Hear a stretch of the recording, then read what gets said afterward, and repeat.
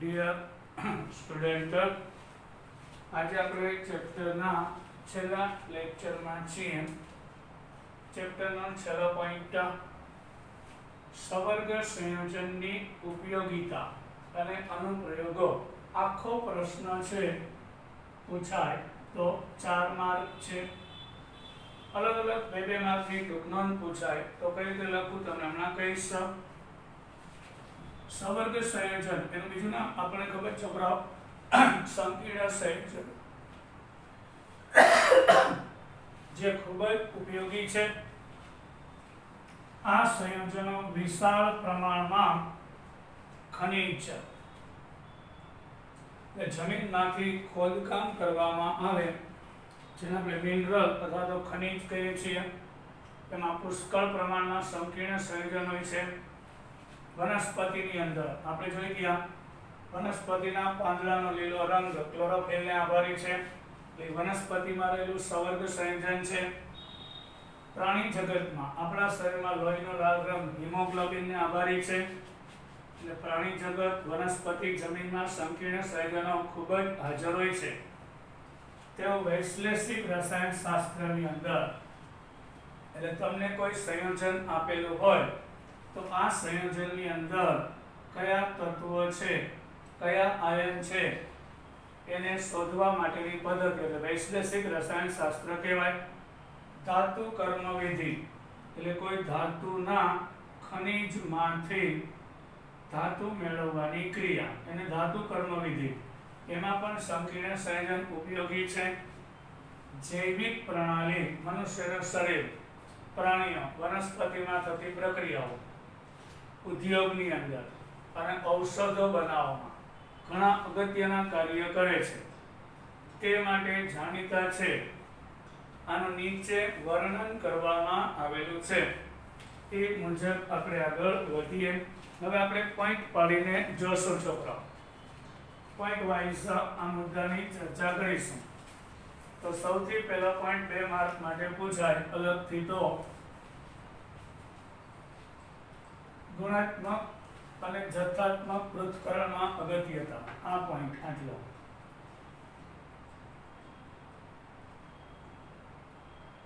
ગુણાત્મક અને જથ્થાત્મક પૃથ્થકરણમાં અગત્યતા સમજાવો. સવર્ગ સંયોજનો ઘણા ગુણાત્મક અને જથ્થાત્મક રાસાયણિક વિશ્લેષણમાં એટલે કે પૃથ્થકરણમાં ઉપયોગી જણાયા છે. હવે તમને કહું, જ્યારે કોઈ આપણને કેમિસ્ટ્રી લેબમાં કોઈ ધન અને ઋણાયન આપેલો હોય તો આવા કેટલાક લિગેન્ડ એમાં ઉમેરવામાં આવે એટલે ધાતુ સાથે જોડાય એટલે વિશિષ્ટ પ્રકારના રંગ આપે અને રંગ ઉપરથી તે ધન આયનની પરખ કરી શકાય. એને ગુણદર્શક પૃથ્થકરણ કર્યું કહેવાય, ગુણાત્મક પૃથ્થકરણ. પછી જે તે સંયોજન સાથે લિગેન્ડ જોડાય અને તળિયે બેસી જાય અને અવક્ષેપ આપે તો દ્રાવણમાં જેટલા આયન હતા બધા લિગેન્ડ જોડાય તળિયે બેસી જાય, અવક્ષેપ મળે અને પ્રેસિપિએટ કહેવાય. તો એનું વજન કરીને એનો જથ્થો નક્કી કરી શકાય તો એને જથ્થાત્મક પૃથ્થકરણ કહેવામાં આવે છે. ધાતુ આયનની ઘણા લિગેન્ડ, ખાસ કરીને કિલેટિન કારક એટલે બહુદંતીય લિગેન્ડ ધાતુ આને જોડાય ત્યારે એનો આકાર ચક્રીય થશે.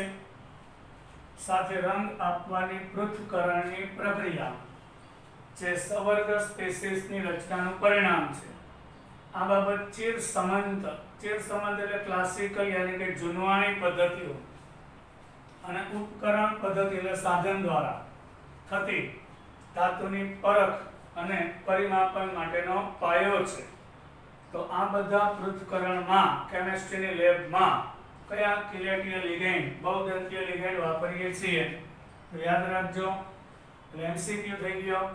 ગુણદર્શક અને ભારદર્શક, આ જથ્થાત્મક ને ઘણીવાર ભારાત્મક પણ કહેવાય. પૃથ્થકરણમાં EDTA ethylene diamine tetraacetate, DMG dimethyl glyoxime, alpha nitroso beta naphthol અને ક્યુપ્રોન જેવા લિગેન્ડનો ઉપયોગ કરવામાં આવે છે.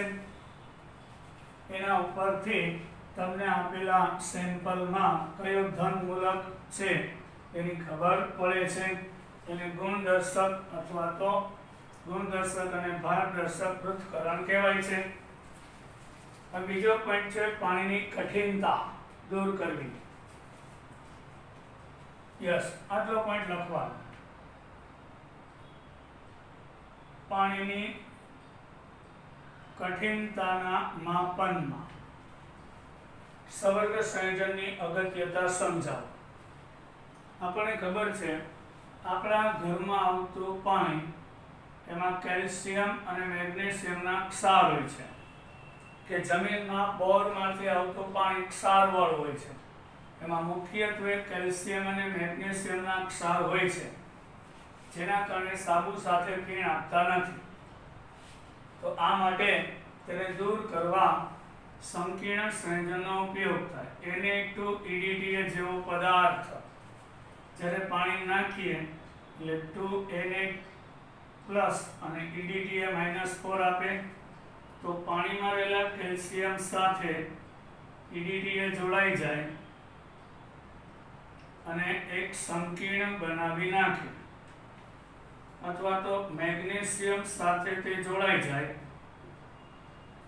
અને મેગ્નેશિયમનો કિલેટિંગ લિગેન્ડ સાથે જોડાય અને આવા સંકીર્ણ બનાવી નાખે. જે તળિયે બેસી જાય તેને દૂર કરવામાં આવે છે. એટલે કઠિનતા દૂર થઈ જાય. પછી એનું વજન કરી તો કેલ્શિયમ અને મેગ્નેશિયમનું માપન પણ કરી શકાય. એટલે પાણીમાં કઠિનતા કેટલી હતી તે જાણી શકાય છે અને કઠિનતા દૂર પણ થાય. પાણીની કઠિનતાનું પરિમાપન Na2EDTA સાથેના સરળ અનુમાપનથી થાય. એટલે પાણીની અંદર Na2EDTA ઉમેરવામાં આવે તો પાણીમાં કઠિન પાણીમાં મેં કીધું કેલ્શિયમ અને મેગ્નેશિયમ આયન હોય તે EDTA સાથે સ્થાયી સંકીર્ણ બનાવે.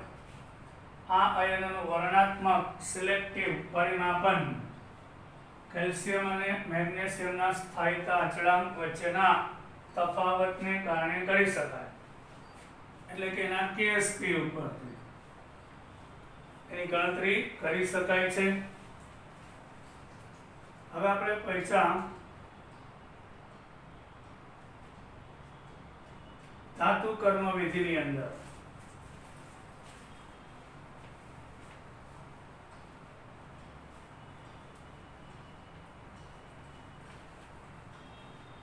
ધાતુ કર્મ વિધિમાં સંકીર્ણ સંયોજનની અગત્યતા સમજાવો. અહીં આ પોઈન્ટ આવશે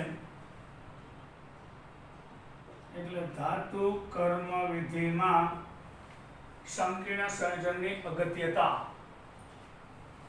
ધાતુઓના કેટલાક અગત્યના નિષ્કર્ષણમાં ખાસ કરીને સિલ્વર એટલે ચાંદી અને ગોલ્ડ એટલે ઓરમ Au, સિલ્વર અને ગોલ્ડ જેવી ધાતુનું નિષ્કર્ષણ કરવા માટે સંકીર્ણ સંયોજન ખૂબ જ ઉપયોગી છે. આ માટે જે તે ગોલ્ડ હોય એની પાણી એટલે ગોલ્ડનો ખનિજ એમાં સાયનાઇડ નાખવાનું, સોડિયમ સાયનાઇડ, પાણી અને ઓક્સિજન. તો એમાંથી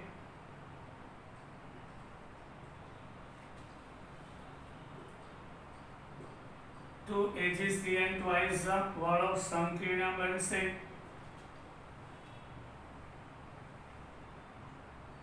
અને હાઇડ્રોક્સાઇડ આયન આપશે. આ રીતે બને. સિલ્વર અને ગોલ્ડનું જે ખનિજ જમીનમાંથી ખોદવામાં આવે તો ગોલ્ડની ઓક્સિજન અને પાણીની હાજરીમાં સાયનાઇડ સાથે સંયોજાય તો આવું સવર્ગ સ્પીસીસ રચાય છે.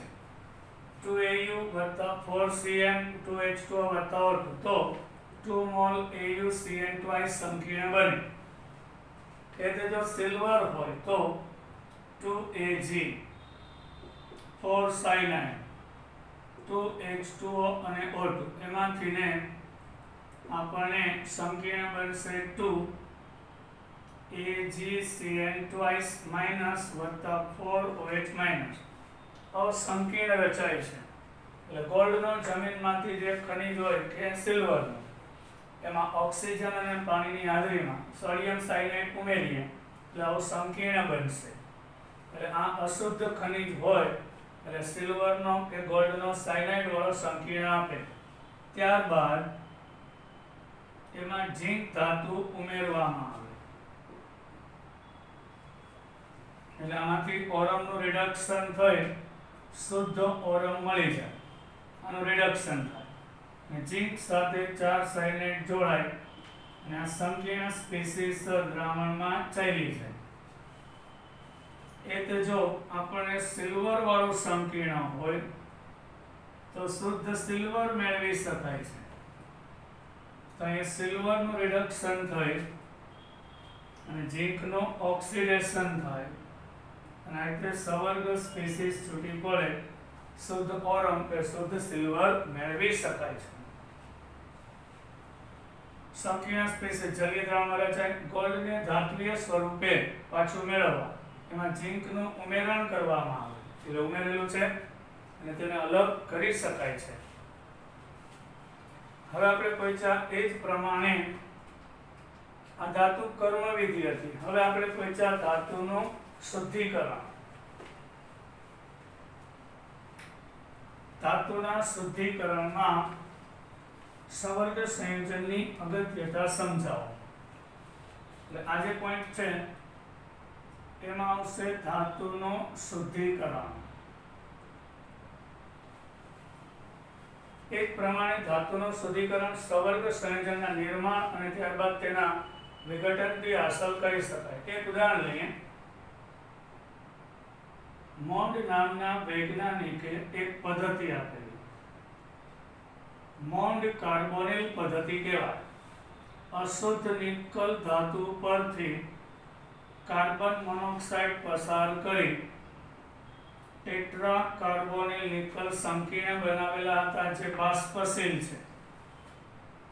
એટલે આમાં જે અશુદ્ધિ હતી એ કાર્બન મોનોક્સાઇડ હારે નહીં જોડાય, શુદ્ધ નિકલ જ જોડાય. એને અલગ કરવામાં આવે. પછી એને બીજા પાત્રમાં લઈ જાય અતિશય ઊંચા તાપમાને ગરમ કરતા શુદ્ધ નિકલ અને કાર્બન મોનોક્સાઇડ દૂર થઈ જાય. આ નિકલ ધાતુનું શુદ્ધિકરણ થયું કહેવાય અને શુદ્ધ નિકલ ધાતુ મેળવી શકાય છે. એટલે સંકીર્ણ સંયોજન ધાતુના શુદ્ધિકરણ માટે ઉપયોગી છે. ધાતુનું શુદ્ધિકરણ તેના વિઘટનથી હાંસલ કરી શકાય છે. ઉદાહરણ તરીકે અશુદ્ધ નિકલને NiCO4 માં પરિવર્તિત કરવામાં આવે છે આપણે કહ્યું, અને જેનું વિઘટન કરવાથી શુદ્ધ નિકલ મેળવી શકાય છે. આ રીતે તેનો ઉપયોગ થયો.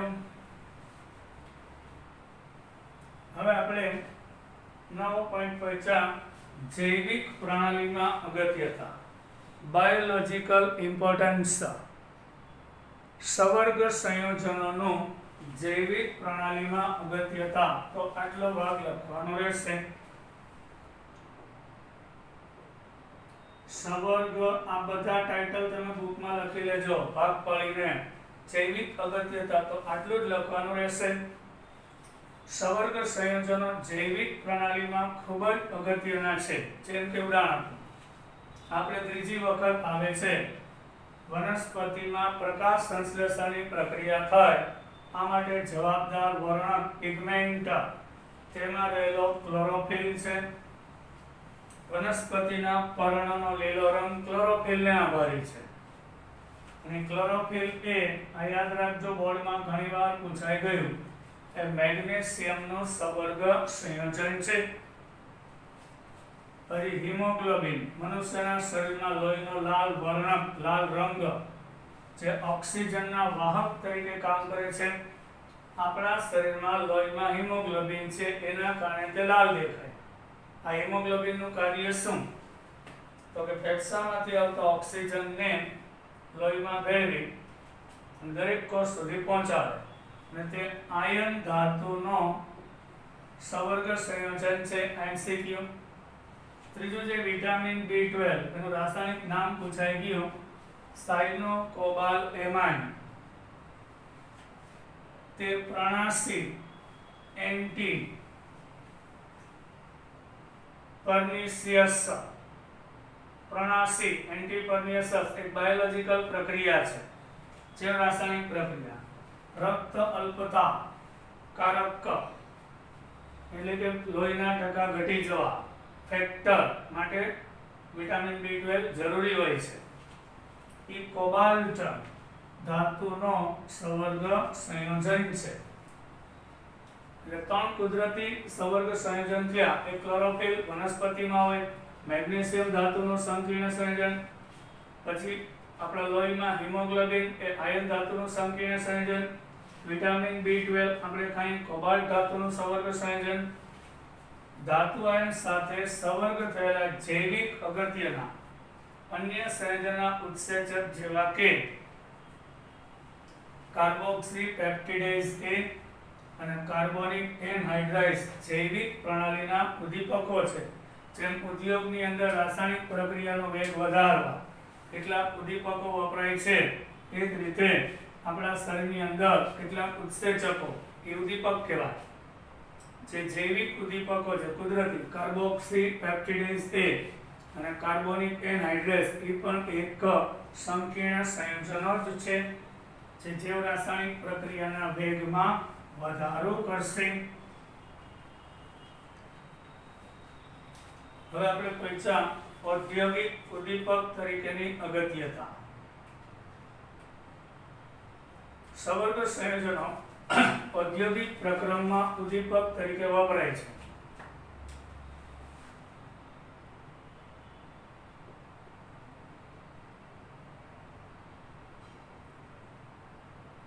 ઔદ્યોગિક ઉદ્દીપક તરીકે અગત્યતા. સવર્ગ સંયોજન ઘણા ઔદ્યોગિક પ્રક્રમમાં ઉદ્દીપક તરીકે વપરાય છે. જેમ કે રોડિયમનું સંકીર્ણ વિલ્કિન્સન્સ ઉદ્દીપક આ ઘણીવાર પૂછાઈ ગયો છે. વિલ્કિન્સન્સ ઉદ્દીપક જે આલ્કીનના હાઇડ્રોજનીકરણમાં વપરાય. એટલે આલ્કીન હોય એટલે પાઈ બંધ હોય દ્વિબંધ, એમાં હાઇડ્રોજન ઉમેરાય અને આલ્કેન બને. એમાં ઉદ્દીપક તરીકે PH3P થ્રાઇસ RHCl. RH એટલે રોડિયમ, એની અંદર ક્લોરીન. હવે P સાથે 3 ફિનાઇલ હોય.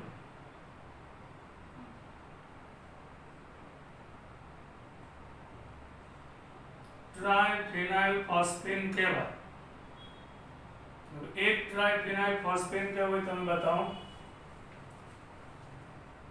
ફોસ્ફરસ પાસે 5 ઇલેક્ટ્રોન, એમાંથી 3 બંધમાં વપરાય છે. અહીંયા બેન્ઝીન રિંગ હોય, આ 1 2 આ ટ્રાયફિનાઇલ ફોસ્ફેન છે. ઇલેક્ટ્રોન યુગ્મનું દાન કરશે. રોડિયમ સાથે આવા 3 સમજાઈ ગયું ને. થ્રાઇસ આનું નામ છે ટ્રાયફિનાઇલ ફોસ્ફેન. ક્લોરો રોડિયમ અહીં લખવાનું બને અહીં આપેલું છે. ચાલો બરાબર. રોડિયમ મધ્યસ્થ ધાતુ, એની અંદર ક્લોરાઇડ લિગેન્ડ અને 3 ટ્રાયફિનાઇલ ફોસ્ફેન છે. આ વિલ્કિન્સન્સ ઉદ્દીપક અને બોર્ડમાં પૂછાઈ ગયો.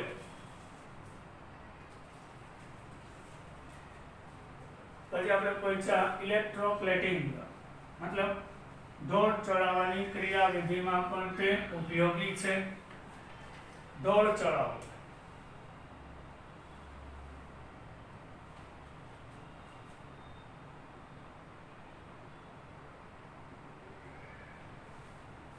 એને ઇલેક્ટ્રોપ્લેટિંગ પણ કહેવાય.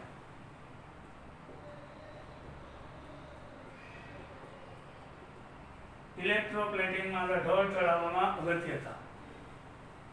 વસ્તુ અને સંકીર્ણ દ્રાવણમાંથી સિલ્વર અને ગોલ્ડ વડે લીસો અને એક સરખો વિદ્યુત ઢોળ ચડાવી શકાય છે, જે સાદા ધાતુના દ્રાવણ કરતાં વધારે સારો હોય છે.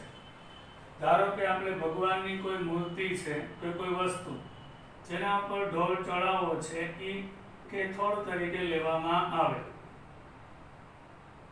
એટલે અહીંયા શું થશે, દ્રાવણમાં AgCN ટ્વાઇસ માઇનસ લીધો એનું વિઘટન થાય હાઈ વોલ્ટેજ આપવાથી, એટલે કેથોડની સપાટી પર Ag પ્લસ ઇલેક્ટ્રોન મેળવીને Ag બને અને રિડક્શન થાય, અને અહીં ધાતુની સપાટી પર સિલ્વર કે જો ગોલ્ડ લીધું હોય તો ગોલ્ડનો, અહીંયા Ag જેની બદલે Au લીધું હોય તો ઓરમનો ઢોળ ચડાવી શકાય. ભગવાનની કોઈ મૂર્તિ હોય કે કોઈ અન્ય ધાતુની મૂર્તિઓની પર ચાંદીનો કે સિલ્વરનો ઢોળ ચડાવી શકાય છે. એટલે ઇલેક્ટ્રોપ્લેટિંગમાં સંકીર્ણ સંયોજન ઉપયોગી છે. હવે શ્યામ અને શ્વેત ફોટોગ્રાફીમાં અત્યારના જે મોબાઈલમાં ચિપ વાળા કેમેરા આવે છે એની વાત નથી કરતો, ચૂનવાની જે રોલ આવતા હતા કેમેરાની અંદર એની આપણે વાત કરીશું. Black and white photography, Shyam Shwet develop કરેલી ફિલ્મ, જનરલી જે ફોટોગ્રાફી એટલે અહીંયા આવશે ફોટોગ્રાફી ઉદ્યોગમાં અગત્યતા, પોઈન્ટ આટલો. ફોટોગ્રાફી ઉદ્યોગમાં અગત્યતા, શ્યામ અને શ્વેત ફોટોગ્રાફીમાં બ્લેક એન્ડ વ્હાઇટ. જનરલી ખબર છે કેમેરાનો રોલ હોય છે એ અંધારામાં રાખેલો, એમાં AgBr નો આવરણ હોય છે. જ્યારે ફોટો પડે એટલે જે ભાગ ઉપર પ્રકાશ આપાત થાય ત્યાં કાળું ટપકું થઈ જાય, સિલ્વર ત્યાં જમા થાય, અને જ્યાં પ્રકાશ નહીં પડે ત્યાં AgBr એમનેમ રહેશે. હવે આપણે આ વધારાનું AgBr દૂર કરીએ તો જ ફોટોગ્રાફિક ફિલ્મ ઉપર ઇમેજ આપે, એટલે એને હાઇપો એટલે સોડિયમ થાયોસલ્ફેટ Na2H2O3 એટલે ફોટો ડેવલપ કરે એ હાઇપોનું દ્રાવણ છે, સોડિયમ થાયોસલ્ફેટ છે, એને ફિક્સેશન કહેવાય. હવે આમાં જે આ પ્લેટને હાઇપોના દ્રાવણમાં ઉમેરીશું એટલે વધારાનું Ag પ્લસ H2O3 આરે જોડાય અને આવો AgH2O3 ટ્વાઇસ વાળો સંકીર્ણ આપી દેશે, અને ફોટોગ્રાફિક ફિલ્મ ઉપર કાયદેસરની ઇમેજ રચાશે. જ્યાં પ્રકાશ પડ્યો હશે એ ભાગ બ્લેક, બાકીનો વ્હાઇટ થઈ જશે. પછી એના ઉપરથી ફોટો પાડશું તો વ્હાઇટ ભાગ બ્લેક થશે અને બ્લેક છે વ્હાઇટ થઈ જશે અને નેગેટિવ કહેવાય છે. એટલે AgBr જે એક્સપોઝ નથી થયું તે દૂર કરવા માટે ઉપયોગ થાય. એટલે ફોટોગ્રાફી ઉદ્યોગમાં પણ સંકીર્ણ સંયોજન ઉપયોગી છે. અને કયું આ હાઇપોનું દ્રાવણ પૂછાય એટલે સોડિયમ થાયોસલ્ફેટ, એમાંથી બનતું સંકીર્ણ એટલે AgH2O3 ટ્વાઇસ -3 મતલબ ડાઇથાયોસલ્ફેટો આર્જેન્ટેટ, યસ સંકીર્ણ ઋણ આર્જેન્ટેટ 1 તો સંકીર્ણ બનાવે છે. પછી પૂછાય ઔષધીય રસ, કિલેટ ચિકિત્સા, યસ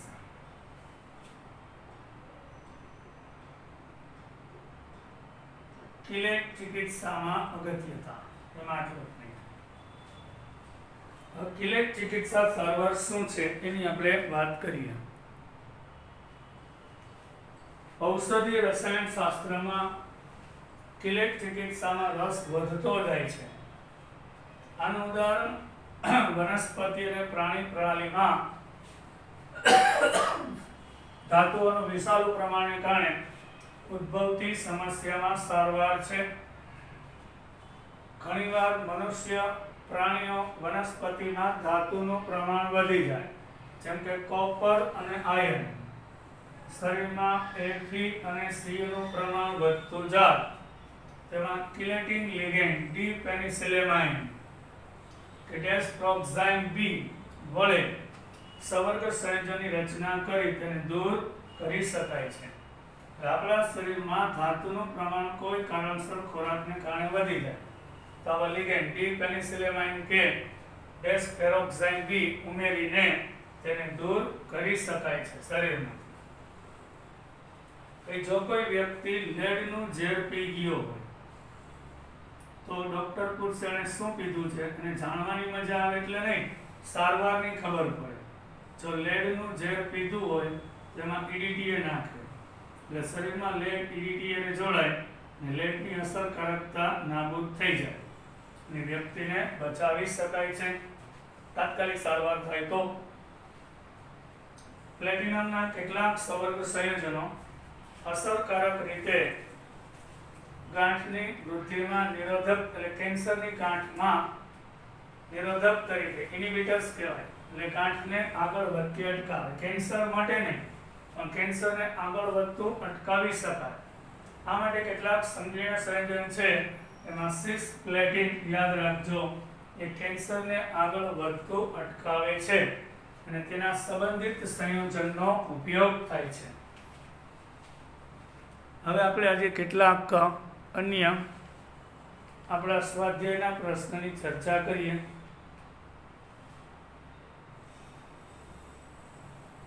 તો સ્વાધ્યાયમાં પ્રશ્ન છે પાઠ્યપુસ્તક સ્વાધ્યાય 9.9 ક્વેશ્ચન નંબર.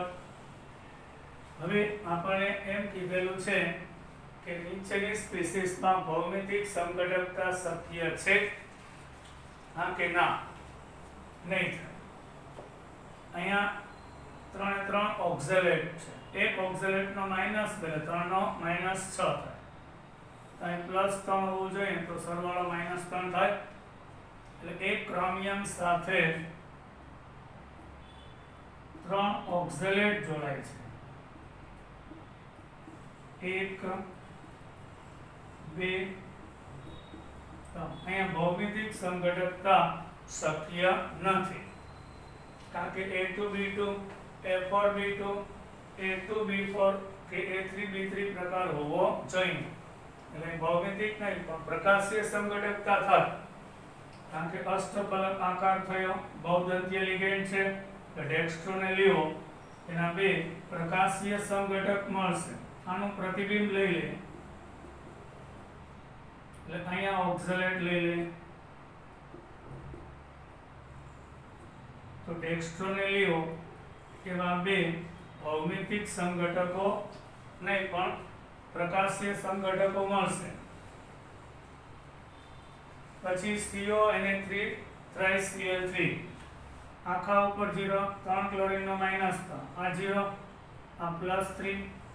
અહીં જોજે મેટલ સાથે A3B3 પ્રકાર આવ્યો. A પ્રકારના 3 અને B પ્રકારના 3 લિગેન્ડ છે એટલે એના બે સંઘટક મળશે પણ ફેશિયલ અને મેરિડિયનલ મળશે. સિસ ટ્રાન્સ નહીં પણ ફેશિયલ અને મેરિડિયનલ મળશે.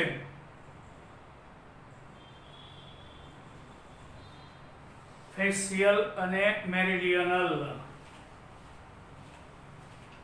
અહીં મેટલ સાથે A પ્રકારના 3 અને B પ્રકારના એટલે +3 0 -3.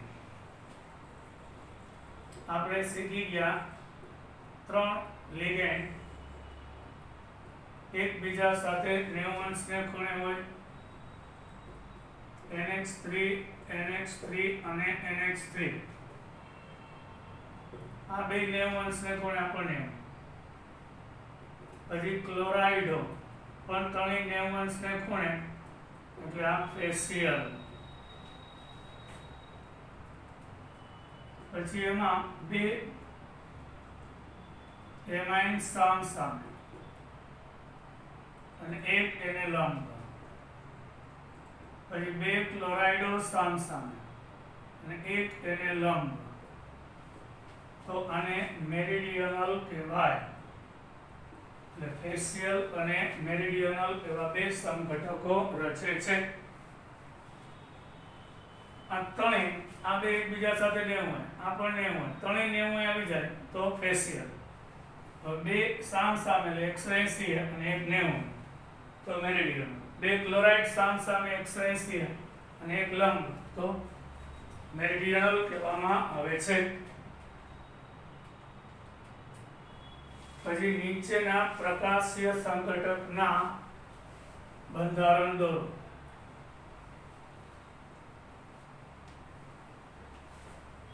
તો સૌથી પહેલા આપણે વાત કરીએ CrC2O4 thrice -3 એક ઓક્ઝેલેટનો માઇનસ એટલે 3 નો -6 એટલે અહીંયા 3 પ્લસ થાય.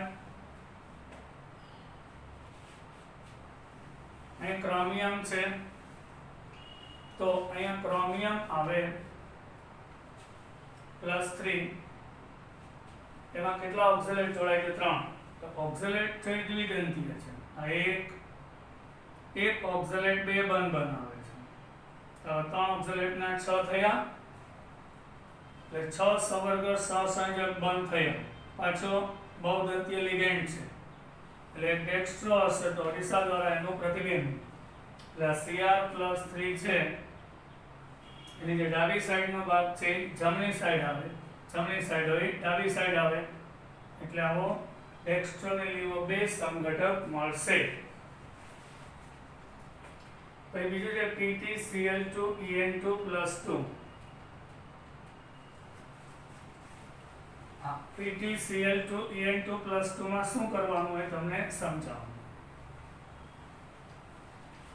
ઇથિલિન ડાયમાઇન તટસ્થ 0, 2 ક્લોરીનનો -2, તો પ્લેટિનમ +4 થાય તો સરવાળો +2 આવે.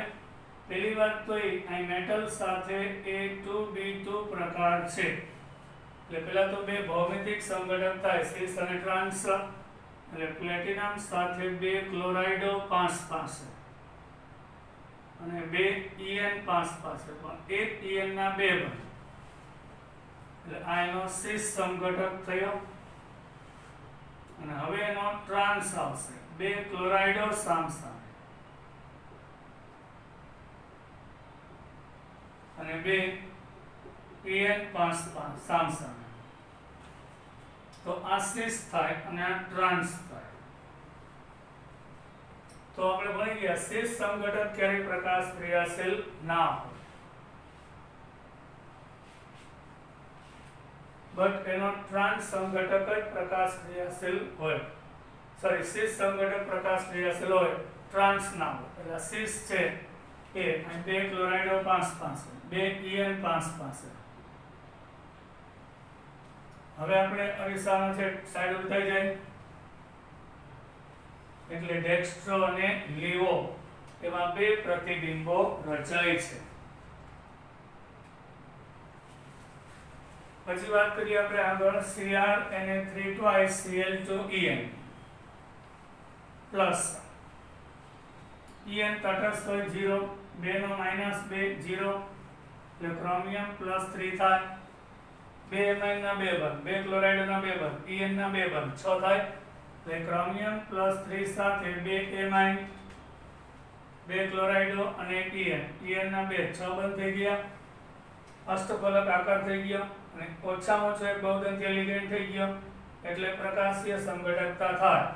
ધારો કે એને આપણે ડેક્સ્ટ્રો લઈએ તો એના પ્રતિબિંબ દ્વારા ડાબી સાઈડ થી જમણી બાજુ આવે, જમણી સાઈડ થી ડાબી સાઈડ આવી જાય તો એક ડેક્સ્ટ્રો મળશે તો બીજો લીવો સંઘટક આપે છે.